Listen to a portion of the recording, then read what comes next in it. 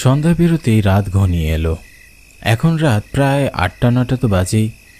গ্রামের লোকজনের কাছে এখন অনেক রাত। সবাই এখন যে যার মতো ঘরে অবস্থান করছে, শুধু আমি এই রাতের বেলা বাইরে। এখানে অবশ্য দোষটা আমারই। নানু অনেক থেকে যেতে বলেছিল, আমিই থাকতে চাইনি। নানু বাড়িতে আমার একটু ভালো লাগে না।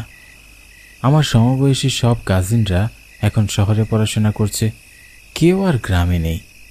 আমার একা একা এখানে থাকতে ভালোও লাগে না। আজ মায়ের অনেক জোরাজোরিতে নানু বাড়ি গিয়েছিলাম। কুসুমপুরের উদ্দেশ্যে রওনা হয়েছিলাম বিকালে, কিন্তু নানু বাড়ির পাশে একটা স্কুল মাঠে মেলা হচ্ছিল। তা দেখতে দেখতে সন্ধ্যা হয়ে গেছে, খেয়ালই করিনি। হাঁটতে হাঁটতে রাত ঘনিয়ে এসেছে। এখন কোনো ভ্যান বা অটো চোখে পড়ছে না। একা নিস্তব্ধ এক রাস্তায় হেঁটে চলেছি। ভয় করছে না যে এমন নয়, কিছুটা ভয় করছে। ভয় করার কিছু কারণও আছে বটে। আমি এখন পরিত্যক্ত এক কবরস্থানের পাশ দিয়ে যাচ্ছি। এই জায়গাটি ভয়ের হলেও আমার তেমন একটা ভয় করছে না, কারণ এই কবরস্থানে আমার দাদিকে কবর দেওয়া হয়েছে। কবরস্থানের পাশ দিয়ে গেলে মনে হয় দাদি আমাকে দেখছে, আমাকে যেন কিছু বলতে চাইছে। দাদির কথা স্মরণ করতে গিয়ে চোখ ভিজে আসলো। আজ বেঁচে থাকলে সে হয়তো আমাকে অনেক আদর করত। এসব ভাবতে ভাবতে হঠাৎ আমার সামনে একটা বড় গাছ ধপাস করে পড়ে যায়। ভয়ে আমি আঁতকে উঠি। কোনো ঝড় নেই, বাতাস নেই, আচমকা গাছটি পড়ল কি করে? ভিতরে কেমন যেন ভয় করতে লাগলো। আবার মনে হলো হয়তো পোকার আক্রমণে গাছের এরকম বেহাল অবস্থা হয়েছে। এসব ভেবে নিজেকে সান্ত্বনা দিয়ে আবারও সামনের দিকে এগিয়ে যেতে লাগলাম।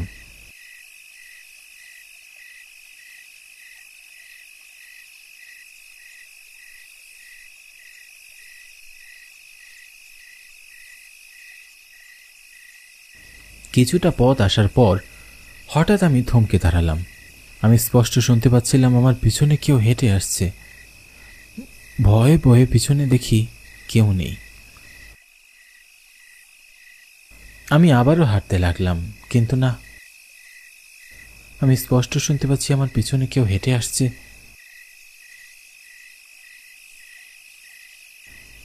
আমি আবারও তাকালাম, কিন্তু এবারও কাউকেই পেলাম না। কি হলো? আমি স্পষ্ট শুনলাম কারো পায়ের আওয়াজ, কিন্তু আশেপাশে কাউকেই দেখতে পেলাম না। হঠাৎ চারিদিকে চোখ পড়তেই আঁতকে উঠলাম। আমি দেখলাম কুসুমপুরের বালুচরের মধ্যে দাঁড়িয়ে আমি। বেশ অবাক হলাম। রাস্তা থেকে বালুচর বেশ খানিকটা ভিতরে। আমি তো রাস্তা দিয়ে হেঁটে যাচ্ছিলাম, আমি সেখানে আসলাম কিভাবে? বুকের ভেতরটায় কেমন যেন মোচড় দিয়ে উঠল। এই বালুচরকে ঘিরে আমার যেমন ভালো স্মৃতি রয়েছে, তেমন খারাপও। এত রাতে এগুলো মনে করতে চাচ্ছিলাম না, তাই তো আবার উল্টো পথ ধরে দ্রুত পা চালিয়ে রাস্তার দিকে এগোতে লাগলাম। ছোটবেলায় বন্ধুদের সাথে এই বালুচরে রোজ ফুটবল খেলতে আসতাম। বন্ধুরা সবাই একসাথে কতই না মজা করেছি, কিন্তু একদিন হঠাৎ, না না, আমি এসব মনে করতে চাই না। সেদিনের কথা মনে পড়লে আজও আমার বুক ছ্যাদ করে ওঠে। মিনহাজ, হেই মিনহাজ। আমি থমকে দাঁড়ালাম। পরিচিত একটি কণ্ঠস্বর আমার কানে ভেসে আসলো। মুহূর্তেই শরীরের লোমগুলো দাঁড়িয়ে গেল। ভয়ে আমি পিছনে ফিরে তাকানোর যেন সাহসী হারিয়ে ফেললাম। মিনহাজ, আমাকে বাঁচা মিনহাজ। আমি আর চুপ করে দাঁড়িয়ে থাকতে পারলাম না। রুবেলের চিৎকার যেন আমার বুকের মধ্যে ধাক্কা দিচ্ছিল। আমি পিছনে ফিরে তাকিয়ে দেখি সেই ছোট্ট রুবেল দাঁড়িয়ে আমাকে ডাকছে।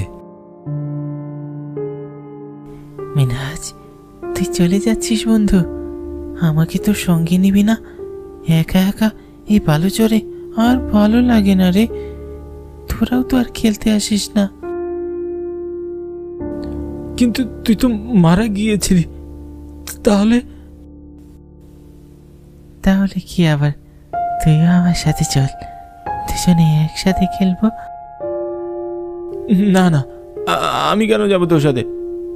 দয়া করে আমাকে ছেড়ে দে বন্ধু। যেতে দেব? মনে পড়ে সেদিনের কথা। সেদিন যদি তুই আমাকে ওভাবে ফেলে রেখে পালিয়ে না যেতিস, তাহলে আজ হয়তো আমি বেঁচে থাকতাম। আমি সাহায্যের জন্য কত চিৎকার করেছি, কিন্তু কেউ আসেনি। তুই যদি পালিয়ে না গিয়ে আমাকে সাহায্য করতি। রুবেলের কথা শুনে আমার সেদিনের কথা মনে পড়ে গেল। সেদিন বালুচরে আমরা সবাই মিলে খেলছিলাম। খেলতে খেলতে একসময় আমি আর রুবেল বালুচরের একটু নিচু জায়গায় লুকিয়ে পড়ি। ঠিক সেই মুহূর্তেই বালুর একটা বড় খণ্ড ভেঙে এসে আমাদের দুজনের উপরে পড়ে। আমি সেখান থেকে বেরিয়ে আসতে পারলেও রুবেল বালুর নিচে তলিয়ে যায়। আমি সেদিন ভয়ে তাকে সাহায্য করতে না গিয়ে দৌড়ে পালিয়ে বড়দের বলি, কিন্তু ততক্ষণে অনেক দেরি হয়ে গিয়েছিল। রুবেল হারিয়ে গিয়েছিল মাটির নিচে। আমরা অনেক খুঁজেও তার লাশটি আর খুঁজে পাইনি। সেই থেকে আজ পর্যন্ত এই বালুচরে কোনোদিন আসা হয়নি। কিন্তু আজ হঠাৎ কিভাবে এখানে চলে আসলাম নিজেও বুঝতে পারছি না। কি রে, কি ভাবছিস? আমার সাথে চল বলছি, আমি আর একা থাকতে পারছি না। বন্ধু, আমি তখন ভীষণ ভয় পেয়ে গিয়েছিলাম। তখন তো দেখ, আমিও তো ছোট ছিলাম। আমি ভয়ে তোকে একা রেখে পালিয়ে গিয়েছিলাম, কিন্তু আমি পরে এসেছিলাম। কিন্তু ততক্ষণে তো অনেক দেরি হয়ে গিয়েছিল। কিন্তু আজ তোর সেই ছোটবেলার করা ভুলটার শাস্তি তো পেতেই হবে। এতদিন পর তোকে একা পেয়েছি, তোর জন্য অপেক্ষা করেছি বালুচরে। চল আমার সাথে চল, আমরা একসাথে থাকবো, একসাথে খেলাধুলা করব। না না, আমি যাব না। তুই তো মারা গিয়েছিস, মাফ করে দে বন্ধু। আমি তখন ছোট ছিলাম, তো তাই তোর সাথে অন্যায় করে ফেলেছি। তোর কোনো ক্ষমা নেই, তোকে আমার সাথে যেতেই হবে। আমি কিছুতেই যাব না তোর সাথে।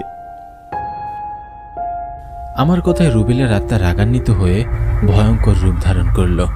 তার নাক মুখ দিয়ে লাল লাল তাজা রক্ত গড়িয়ে পড়ছিল, আর তার চোখ দুটো রক্তে লাল হয়ে জ্বলছিল। দেখে মনে হচ্ছিল যেন সে এক্ষুনি আমাকে খেয়ে ফেলবে। আমি ভয়ে কি করব কিছুই বুঝে উঠতে পারছিলাম না। আত্মাটি আস্তে আস্তে আমার দিকে এগিয়ে আসতে লাগলো। আমি চিৎকার দিয়ে দৌড়াতে শুরু করলাম। বুঝতে পারছিলাম না আমি কোন দিকে দৌড়াচ্ছি।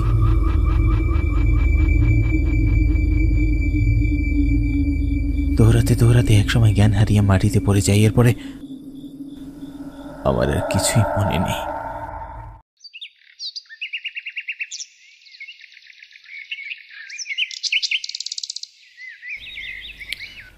আমার যখন জ্ঞান ফিরল ততক্ষণে সকাল হয়ে গেছে। আমার মাথাটা ভীষণ ভারী হয়েছিল। বুঝতেই পারছিলাম গত রাতের ঘোর এখনো কাটেনি। ধীরে ধীরে উঠে বাড়ির পথে হাঁটতে লাগলাম।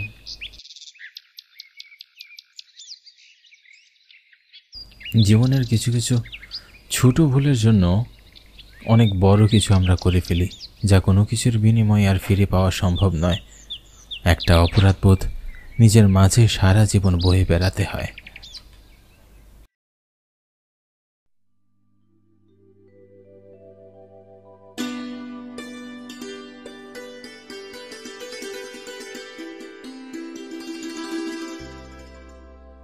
তুমি এখনো পড়ে পড়ে ঘুমাচ্ছ? আজ 7টা দিন ধরে আমি বলছি ঘরে কোনো বাজার নেই, কিন্তু তুমি তো আমার কোনো কথাই কানে তুলছো না। যে আমার হয়েছে যত জ্বালা, এই সংসারের ঘানি টানতে টানতে আমার জীবন শেষ হয়ে গেল। আজ যদি তুমি বাজার নিয়ে না ফেরো, তবে তুমি রাতের খাবার পাবে না। ও, সকাল হতে না হতেই শুরু। সাত সকালে চিৎকার চেঁচামেচি শুরু করে দিলে নাকি? তুমি ভালো করেই জানো জমিদার মশাই রাত 8টার আগে কিছুতেই আমাকে কাছ থেকে ছাড়েন না। আর রাত 8টার পর যদি আমি বাজারে যাই তাহলে বাজারে তেমন কিছুই পাই না। এত কথা শুনতে চাই না। আজ বৃহস্পতিবার, চোখগুড়ি হাট খোলা। তুমি হাটে যাবে এবং বড় একটা মাছ নিয়ে তবেই বাড়ি ফিরবে। আচ্ছা ঠিক আছে, আমি চেষ্টা করব জমিদার মশাইয়ের কাছ থেকে ছুটি নিয়ে হাটে যেতে।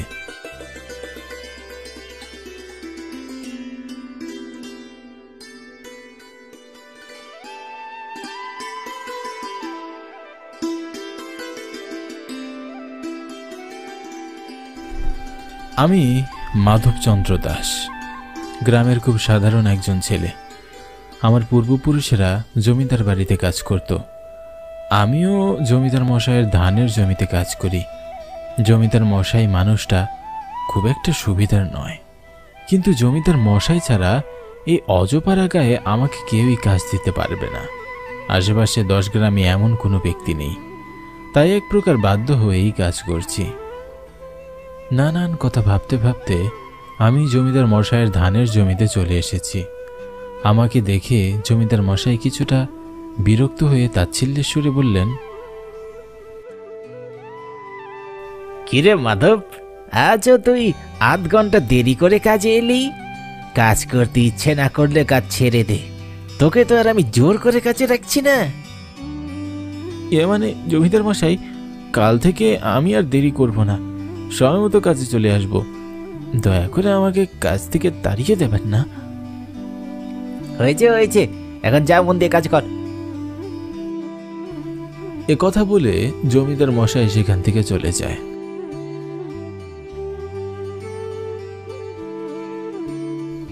আমি ধানের জমিতে ফসল কাটার কাজ শুরু করে দেই। জমিদার মশাই আমাদের গ্রামের সবচেয়ে ক্ষমতাধর ব্যক্তি, কিন্তু আমাদের বিপদে তিনি কখনোই পাশে থাকেন না। কাজ করতে করতে একটা সময় আমি হাঁপিয়ে যাই। একটু যে বসে বিশ্রাম নিব তারও কোনো উপায় নেই। আজ চকগৌরী হাট খোলা। জানি না জমিদার মশাই আমাকে একটু আগে ছুটি দিবেন কিনা। দেখতে দেখতে বিকেল গড়িয়ে সন্ধ্যা ঘনিয়ে আসে। আমি তাড়াহুড়ো করে হাতের কাজটা শেষ করে জমিদার মশাইয়ের কাছে যাই।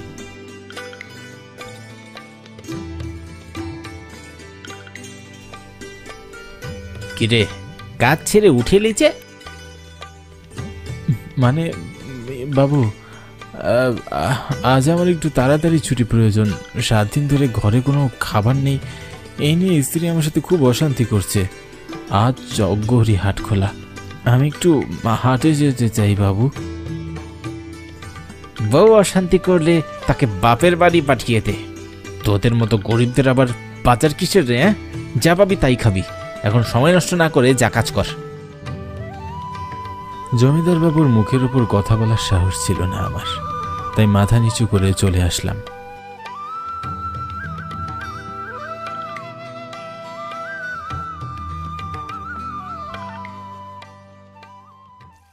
প্রতিদিনের মতো আজও ঠিক রাত 8টা বাজে আমাকে কাজ থেকে ছাড়া হলো। জমিদার বাবুর বাড়ি থেকে চকগৌরী হাট প্রায় 3 কিলোমিটারের দূরে। সাধারণত আমাদের গ্রামে রাত 8টার পর খুব একটা রিক্সা পাওয়া যায় না, তাই তাড়াহুড়ো করে পায়ে হেঁটেই যেতে হবে। আমি চকগৌরী হাটে যাচ্ছি। আজ গ্রামের রাস্তাঘাট একেবারে ফাঁকা লাগছে। জানি না কেন যেন আজ অন্ধকার রাস্তায় একা একা হাঁটতে আমার খুব ভয় লাগছে। হাঁটতে হাঁটতে একটা সময় আমি চকগৌরী হাটে পৌঁছে গেলাম। কিন্তু কি আশ্চর্য, হাটে বসে আমি অবাক হয়ে যাই। আমি দেখলাম পুরো হাট একদম ফাঁকা।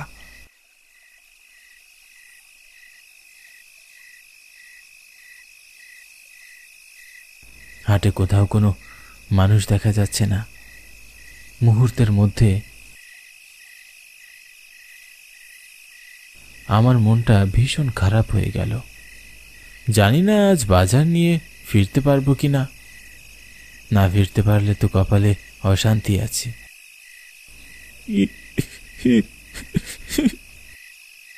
হঠাৎ কারো কান্নার আওয়াজের শব্দ শুনে আমি চমকে উঠলাম। আশেপাশে ভালো করে তাকাতে লাগলাম, কিন্তু কাউকেই দেখলাম না। কি আশ্চর্য, কান্নার আওয়াজ কোথা থেকে আসছে? আমি তো কাউকে দেখতে পাচ্ছি না। তখন হঠাৎ করে কান্নার শব্দটা থেমে যায়। আমি খুব অবাক হয়ে চারিপাশে দেখতে লাগলাম। পুরো চকঘড়ি হাট ঘুটঘুটে অন্ধকার। দুহাত সামনে কি আছে তাও বোঝার উপায় নেই। দেখে মনে হচ্ছে এ যেন কোনো শ্মশান ঘাট।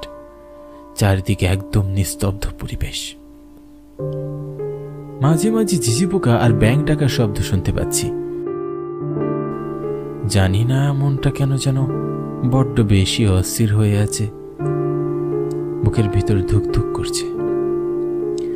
এমন পরিবেশে আমি আর বেশিক্ষণ থাকার সাহস পেলাম না। তাই তাড়াহুড়ো করে চলে যেতে চাইলাম। তখন আবারও কান্নার শব্দ শুনে আমি থমকে দাঁড়াই।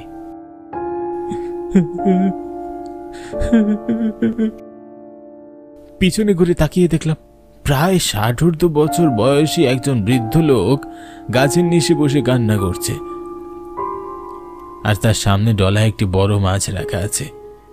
দেখে মনে হচ্ছে তিনি মাছটি বিক্রি করার উদ্দেশ্যে বসে আছেন, কিন্তু হাটে কোনো বিক্রেতা নেই।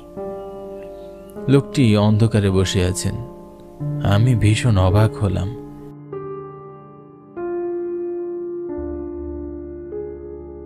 এবং বৃদ্ধ লোকটির কাছে এগিয়ে গেলাম।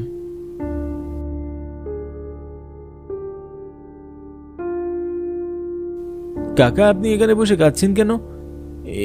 আর এভাবে অন্ধকারে বসে আছেন কেন? বৃদ্ধ লোকটি আমার কথার কোনো উত্তরই দিল না, এমনকি আমার দিকে একবারও তাকালো না। আপন মনে কাঁদতে লাগলো। খুব মায়া হলো আমার। কাকা, এই মাছটা কি আপনি বিক্রি করার জন্য বসে আছেন? এত দেরি করলে কেন? অনেকক্ষণ যাবৎ তোমার জন্যই অপেক্ষা করছি। হঠাৎ করে ওনার মুখে এমন কথা শুনে আমি প্রচন্ড অবাক হলাম। ওনাকে এর আগে তো কখনো দেখেছি বলে মনে হচ্ছে না। আমতা আমতা করে বললাম, আমাকে আপনি চিনেন কাকা? আপনার বাড়ি কোথায়? বৃদ্ধ লোকটি আমার প্রশ্নের কোনো উত্তর দিলেন না, বরং বিরক্ত হয়ে আমার দিকে রেগে তাকালেন এবং বললেন, মাছ কিনতে এসেছো, চুপচাপ মাছ কিনে নিয়ে যাও, এত প্রশ্ন করছো কেন? বৃদ্ধ লোকটির কথা শুনে আমি চমকে উঠলাম। আমি মাছ কিনতে এসেছি তা উনি জানেন কি করে? কি হলো, এত ভাবছো কি মাছ নেবে না? হ্যাঁ নেব। মাছের দাম কত কাকা? 200 টাকা। আপনি কি আমার সাথে মজা করছেন কাকা? এই মাছ কম করে হলেও বাজারে 1000 টাকা দাম হবে, আর আপনি বলছেন 200 টাকা মাত্র? হ্যাঁ, আমার মাছের দাম 200 টাকা। তুমি নিলে নাও, আর না নিলে আমাকে বিরক্ত করো না। এক্ষুনি আমার চোখের সামনে থেকে দূর হয়ে যাও। লোকটার কথা শুনে ওনাকে পাগল মনে হচ্ছিল, তাই ওনার থেকে মাছ না কিনে আমি বাড়ি যেতে লাগলাম। আমি খুব দ্রুত গতিতে হাঁটতে থাকলাম।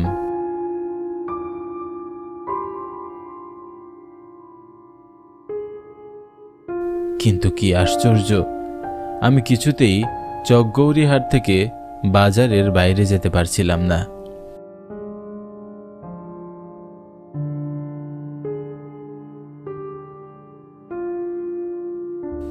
বারবার ঘুরে ফিরে আমি বৃদ্ধ লোকটার সামনে চলে আসছিলাম। প্রথমে ভেবেছিলাম আমি হয়তো অন্ধকারে পথ খুঁজে পাচ্ছি না,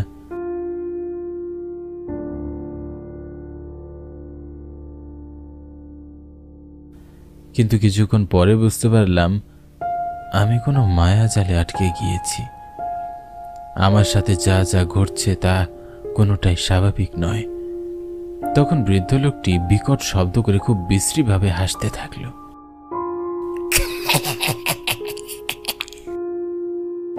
ভয় আমার বুকের ভিতর মোচড় দিয়ে উঠল, হাত পা ঠান্ডা হয়ে গেল। বৃদ্ধ লোকটির হাসির শব্দে পুরো হাট যেন কেঁপে উঠছিল। প্রচন্ড ভয়। আমি আমার শরীরের সমস্ত শক্তি দিয়ে দৌড়ে পালানোর চেষ্টা করলাম, কিন্তু কিছুতেই হাট থেকে বাইরে যেতে পারছিলাম না। বৃদ্ধ লোকটি হঠাৎ করে আমার সামনে এসে আমার পথ আটকালো। দাঁড়া, কোথায় যাচ্ছিস?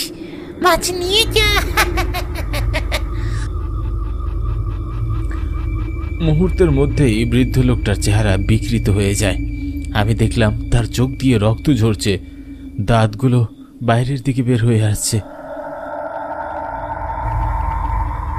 আমার আর বুঝতে বাকি রইল না বৃদ্ধ লোকটি কোনো মানুষ নয়। ভয়ে আমার বুকের ভেতরটা পানি শূন্য হয়ে যায়, হাত পা ধরধর করে কাঁপতে থাকে। প্রেতাত্মাটা আমার গলা চেপে ধরার জন্য তার হিংস্র হাতগুলো আমার দিকে বাড়িয়ে দিল। প্রচন্ড ভয়ে আমি চিৎকার করে উঠলাম। শরীরের সমস্ত শক্তি দিয়ে আমি দৌড়ে পালানোর চেষ্টা করলাম। প্রেতাত্মাটাও আমার পিছনে পিছনে ছুটছিল আর মুখ দিয়ে খুব ভয়ঙ্কর শব্দ করছিল। ভয়ে আমার সমস্ত শরীর কাটা দিয়ে উঠল। আমি আরো জোরে দৌড়ানোর চেষ্টা করলাম। এই দাঁড়া, মাছ নিয়ে যা, পালাচ্ছিস কোথায়? বুকের ভিতরের প্রাণ পাখিটা দুকদুক করছিল। মনে হচ্ছিল যেন এক্ষুনি বুকের ভিতরের প্রাণ পাখিটা বের হয়ে যাবে। দৌড়াতে দৌড়াতে আমি প্রচণ্ড হাঁপিয়ে যাই। প্রচণ্ড পানির তৃষ্ণায় গলাটা শুকিয়ে কাঠ হয়ে যায়। এক্ষুনি পানি পান না করতে পারলে হয়তো সকালের সূর্যটাই আমি আর দেখতে পারবো না। হঠাৎ আমি আমার চোখের সামনে সমস্ত কিছু ঝাপসা দেখতে শুরু করলাম। প্রচণ্ড মাথা ঘুরতে শুরু করলো, শরীরের বল শূন্য হয়ে গেল। তারপর আমার আর কিছুই মনে নেই।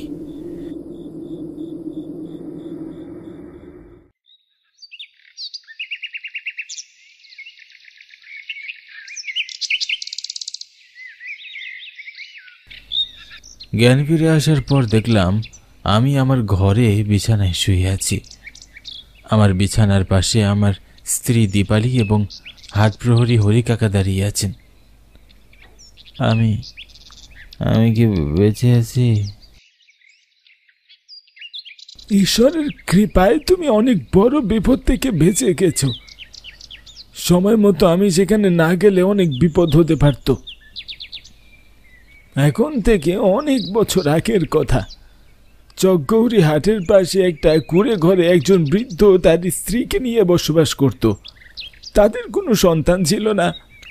বৃদ্ধ নদী থেকে মাছ ধরে এনে চকগৌরী হাটে তা বিক্রি করে অনেক কষ্টে সংসার চালাতো। একটা সময় বৃদ্ধের স্ত্রী অনেক অসুস্থ হয়ে যায়। বৃদ্ধের বেচা কিনাও তেমন ভালো চলছিল না।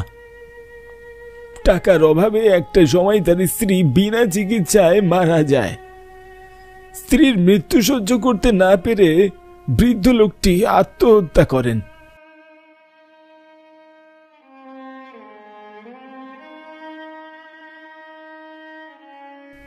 এবং তারপর থেকে প্রায় গভীর রাতে চকগৌরী হাটে বৃদ্ধ লোকটিকে মাছ নিয়ে বসে থাকতে দেখা যায়। যার সাথে দেখা হয়, যদি সে বৃদ্ধের কাছ থেকে মাছ কিনে তাহলে বৃদ্ধ তার কোনো ক্ষতি করে না, আর যদি মাছ না কিনে তাহলে বৃদ্ধ তাকে প্রাণ নিয়ে ফিরে যেতে দেয় না। হরি কাকার মুখে এসব শুনে আমি খুব অবাক হয়ে গেলাম। বৃদ্ধ লোকটির জন্য আমার প্রচণ্ড মায়া হচ্ছিল আর খারাপও লাগছিল। তাই সেই রাতের পর থেকে আমি আর কখনো রাতের বেলা চকগৌরী হাটে যাইনি।